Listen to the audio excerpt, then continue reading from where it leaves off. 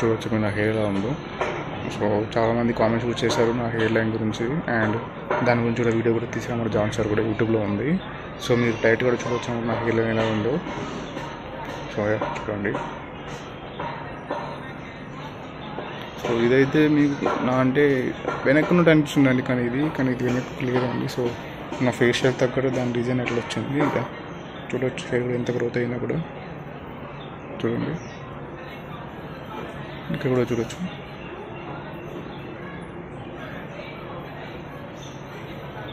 ఇదిగోండి ఇటు కూడా చూడొచ్చండి. మీకు డోయిన కూడా చూపిస్తానండి. చూడండి